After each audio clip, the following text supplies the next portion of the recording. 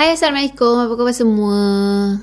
Kembali lagi bersama saya AA berbagi info dan kisah menarik. Oh, sebelum tu jangan lupa tekan tombol subscribe, tekan loncengnya juga.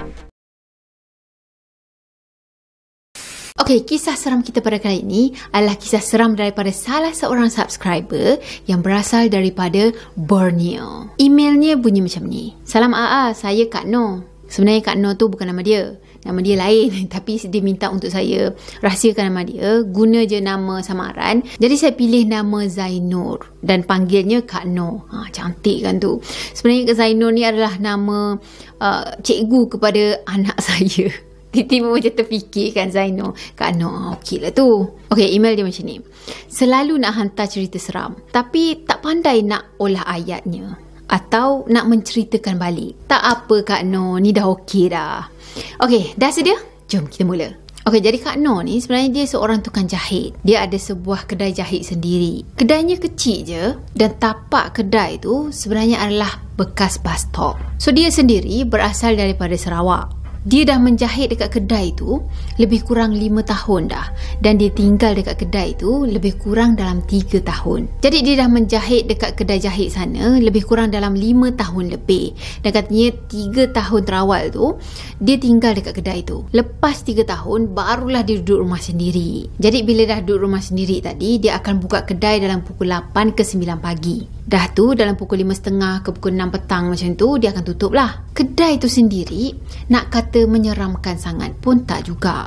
Tapi adalah cerita-cerita mistik yang pernah berlaku pada diri dia. Kak Noh ni sendiri, dia memang suka dengar cerita daripada YouTuber AA Studio dan juga Carol Series. Saya rasa dah betul lah ni Carol Series sebab dia tulis Carol je. Jadi kejadian ni berlaku dalam beberapa bulan lepas. Masa tu banyak sangat kain yang dia nak kena jahit. Banyak tempahan kan. Dan nak dijadikan cerita, dia terpaksa tidur dekat kedai tu. Cuma tak ada orang yang nak temankan dia pada malam tu. Jarak daripada rumah ke kedai lebih kurang dalam 5 minit je. Jadi lepas je isyak, dia terus pergi ke kedai. Katanya masa tu cuti pertengahan sekolah. So dia pun pergilah kedai tadi kan. Dia masuk dalam kedai, lepas tu dia pergi menjahit dalam pukul 8 lebih macam gitu sampailah pukul 2 pagi. Jadi dalam masa dia menjahit tadi, dia buka YouTube AA Studio. Dah tu semua kisah seram-seram dia pergi layan. Dah lah dia sorang-sorang dekat dalam kedai tu. Kenapa pergi layan cerita-cerita seram? Bayangkan sederet kedai tu sunyi tau. Dekat kedai tu sendiri ada 2 pintu depan. Yang satu tu grill, yang satu tu pintu biasa lah. Dekat bahagian belakang pula ada pagar. Dan katanya pagar tu macam agak-agak jarang macam itu. Cuma dekat bahagian bawahnya tu dia ada pasang plywood. Dan dekat bahagian atas tu masih boleh nampak lagi lah dia punya jaring-jaring tu kan. Jadi bahagian pintu belakang tu dia cuma buat langsir je. So tak adalah nampak sangat kan kat luar tu jaring-jaring. Lepas tu dekat luar tu boleh nampak apa benda je yang ada kan. Kalau dah letak langsir tu taklah nampak sangat. Dan lubang-lubang pagar tu lah tempat di mana 3 ekor kucing yang dia pelihara keluar masuk. Katanya dia jaga kucing-kucing tu semua dan dia letak dekat kedai tu sebab suami ni tak suka kucing. Okey, dalam pukul 2 pagi tu keadaannya sunyi sepi. Mata dia pun dah ngantuk kan. Jadi dia pun hampailah toto. Lepas tu letak bantal. Dia nak tidurlah kejap. Subuh nanti kan dia bangunlah sambung balik. Kebetulan masa tu kan dekat Pawagam sana tengah heboh cerita KKN Desa Penari. Yelah, sampaikan orang yang dalam Pawagam tu pun ada yang kena rasuk lah apa semua kan. Memang viral gila kan cerita tu. Tapi saya tak tengok pun lagi.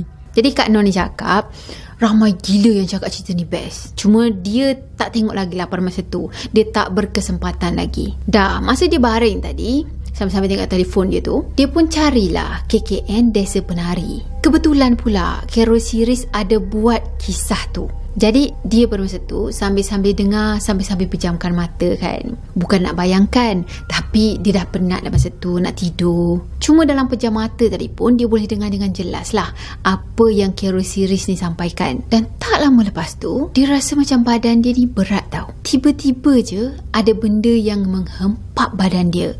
Walaupun pada masa tu sebenarnya dia tidur dalam keadaan mengiring. So dia pun apa lagi kan, dia baca ayat kursi. Walaupun mulut dia ni macam tak boleh nak buka kan, dia baca ayat kursi. Dan katanya baca ayat kursi tu tak jumpa hujungnya kat mana tau. Tak jumpa hujung. Pergi cari. Dan tiba-tiba kucing dia mengiau. terus dia dapat bergerak. Dia buka mata dan masa tu dia sedar yang Carol series tadi masih lagi tengah bercerita. Jadi masa tu mata dia ni rasa macam berat lagi, nak tidur lagi kan.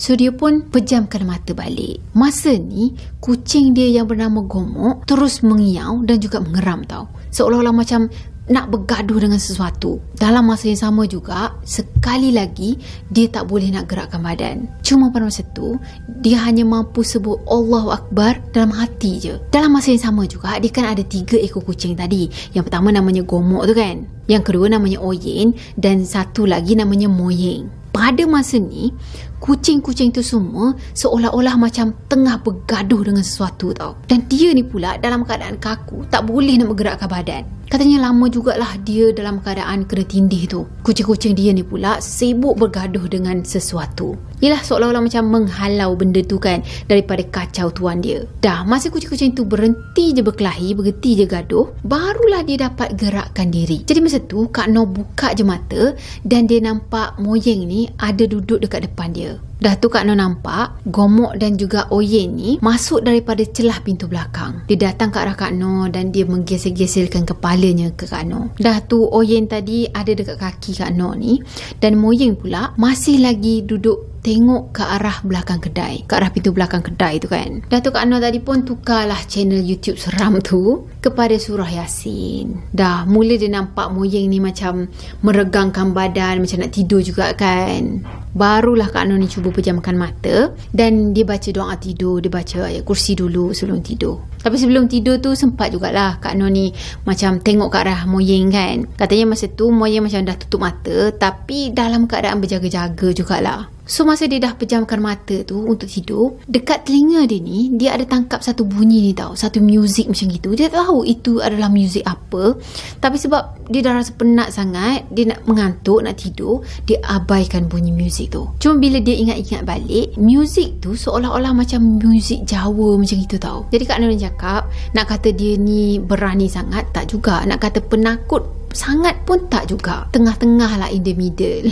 Cuma itulah sebab tu tempat dia cari rezeki kan, dan sampai sekarang ni pun dia masih lagi mencari rezeki dekat situ. So apa yang boleh buat, terima je lah keadaan tu. Okay, ini kisah yang lain pula.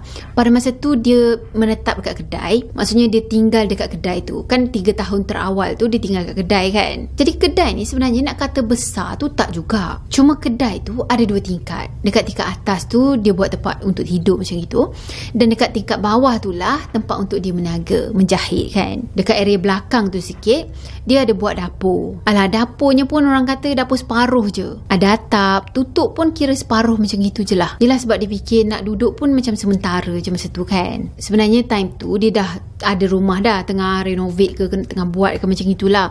Jadi sementara tu bolehlah pakai dapur macam gitu kan. Jadi bahagian belakang tu, yang bahagian dapur tadi kecil je, bolehlah untuk masak. Lepas tu ada tempat untuk dia orang sidai pakaian. Jadi kalau dia orang nak makan, dia orang makan dekat dalam kedai. Jadi belakang kedai dia tu ada kedai lagi tau. Dan kedai dekat belakang tu sebenarnya kedai 2 tingkat juga. Cuma dekat bahagian belakang tu macam besar lah sikit compare dengan kedai dia ni. Okey, dekat kedai tu, dekat kedai belakang tadi, katanya ada sepohon pokok ni. Boleh kira pokoknya besar juga, dan pokok tu menumpang dekat tingkat atas rumah tu, rumah kedai tadi. Dan yang paling menyeramkan, pokok tu jenis pokok yang mengurai-ngurai macam tu tau, dengan akarnya yang nampak tumbuh menjala, dan tak ada siapa pun yang berani tebang ataupun buang pokok tu, sebab katanya pokok tu tak mati. Lebih kurang dalam 12 tahun dah pokok tu tumbuh dekat situ. Saya sendiri pun macam tak boleh nak bayangkan pokok apa yang dimasukkan.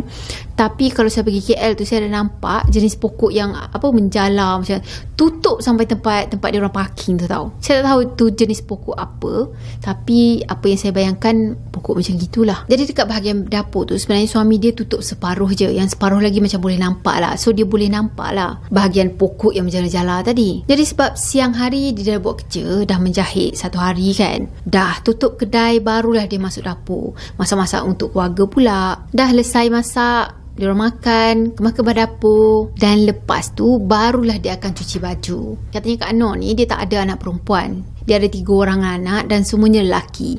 Anak-anak dia pula jenis yang suka tukar-tukar baju tau. Dalam satu hari tu macam 3-4 baju. So memang selalu jugalah nak kena basuh baju kalau macam tu kan. So pada malam tu, bila semua orang dah masuk tidur semua, barulah dia mulakan proses mencuci baju. Katanya dalam pukul 10 ke 11 malam macam itu, barulah dia pergi cuci baju. Dah cuci baju, dia akan sidai baju. Macam yang dia cakap tadi, dia nak kata penakut, tak penakut juga. Nak kata berani pun tak juga. In the middle kan. Okay, masa dia mula operasi mencuci baju tadi, dia perasan bulan malam tu cantik sangat. Bila dia dongar je kepala macam gini kan, dia nampak lah dekat luar dapur sana, dia nampak bulan. Dah tu dia nampak pohon tadi yang disinari bulan tu kan, nampak cantik lah kan. Tengah khusyuk dia mencuci, lepas tu sidai baju tadi, tiba-tiba je dia tercium satu bau yang sangat wangi. Dah tu dia terdengar suara seorang perempuan mendayu-dayu menangis tau. Masa tu dia pun tengoklah jam kan, dah pukul 1 pagi, baju tak siap sidai lagi. Dah tak lama lepas tu, bau wangi tadi dah hilang tau. Tapi datang pula bau yang sangat busuk. Masa tu macam terdetik jugalah dalam hati dia kan, lori sampah ke ni yang lalu? Dan time ni lah Kak Noh dengar benda tu mengilai tau. Dengan tak semena-mena, Kak Noh tadi dia pergi pandang ke arah pohon yang menggurai tu. Kat situlah dia nampak Cik Ponti tengah bertenggek sambil mengikik-ngikik mengilai. Dah tu dia pun apa lagi kan, bacalah ayat kursi, baca. Tapi katanya dia tak jumpa hujung tau. Baca mesti salah, baca salah. Tak sampai situ tau, Cik Ponti tu boleh pula pergi main-main dengan kuku dia dekat atap zinc sana. Tapi pada masa ni, dia main dekat atap zinc rumah Kak Noh tau. Maksudnya betul-betul dekat atas dia sekarang ni. Dah Kak Noh mula rasa macam tak sedap dah kan. Dia pun fikir, dah sampai sini je lah kerja aku hari ni. Masuk lah kan, nak tidur kan. Dah tu Kak Noh ni tegur benda tu. Dia cakap macam ni, aku nak cuci baju pun tak senang, kau pergi main lah sorang-sorang. Aku ngantuk selamat malam. Lepas tu dia terus masuk ke ruang tamu, tempat yang dia menjahit tu. Dan dia pergi tutup dan juga kunci pintu yang menjadi pemisah antara ruang tamu dengan dapur. Lepas tu dia pergi naik atas untuk tidur. Masa tu katanya dia sendiri pun tak tahu sama ada dah siap sidai baju ataupun belum. Esoknya tu dia terkena demam panas. Cuma sebab yelah itu kan kedai dia sendiri, jadi nak tak nak dia kena juga buka kedai walaupun dia dalam keadaan demam. Sebenarnya pokok tu dah ramai sangat dah orang yang nak tebang. Ada yang pergi buang akar, pergi racun, semuanya tak jalan. Pernah juga ada yang cuba untuk bakar pokok tu, tapi tak terbakar tau. Sampailah ada seorang ustaz ni yang ada ilmu persilatan macam gitu, dia pergi tolong buang benda yang ada dekat pokok tu. Katanya dia hantar benda tu pergi ke hutan, barulah pokok tadi dapat ditebang. Dan ustaz cakap lah, sebenarnya bukan seekor je yang ada dekat pokok tu, tapi ada 4 ekor yang tinggal dekat pokok tu. Satu hal lagi, sebenarnya kedai dekat belakang kedai dia ni dah lama sangat dah tak berpenghuni selepas owner lama dia yang mana orang Iban meninggal dunia. Jadi lepas dia meninggal tadi, tak ada siapa pun yang duduk situ. Cuma sekarang ni Alhamdulillah ada owner baru kedai tu yang mana orang Melayu. Tapi misteri kedai kat belakang tu tak habis kat situ je tau. Kak Noh cakap kedai belakang tu setiap malam Jumaat lepas pukul 12 malam je mesti ada bunyi orang menyanyi, orang memasak, orang mencuci, dan bisingnya tu seolah-olah macam orang tengah pindah rumah tau, pindah perabot macam tu. Owner baru tu pernah cerita dengan Kak Noh ni, kata susah jugalah dia nak minta ustaz tu untuk pindahkan makhluk-makhluk yang ada dekat situ. Bukan senang makhluk-makhluk tu semua nak dipindahkan daripada situ, sebab dia orang dah tinggal dekat situ lebih daripada 10 tahun. The end. Okeylah, terima kasih untuk Zaino, ataupun kita panggil nama gelaran dia Kak Noh, walaupun sebenarnya itu bukan nama dia, tapi lah sebab dia dah minta untuk tukar nama, jadi kita bagi je lah nama kat dia kan. So, untuk korang yang berminat untuk sharekan cerita pengalaman seram korang dengan channel ni, korang bolehlah email saya. Alamat emailnya ada dekat ruang description dekat bawah. Tak susah pun nak cari. So, macam biasa, kalau korang suka video ini, jangan lupa untuk tekan tombol like, comment, share dan juga subscribe. Jumpa lagi next video. Bye-bye. Assalamualaikum warahmatullahi wabarakatuh. Bye.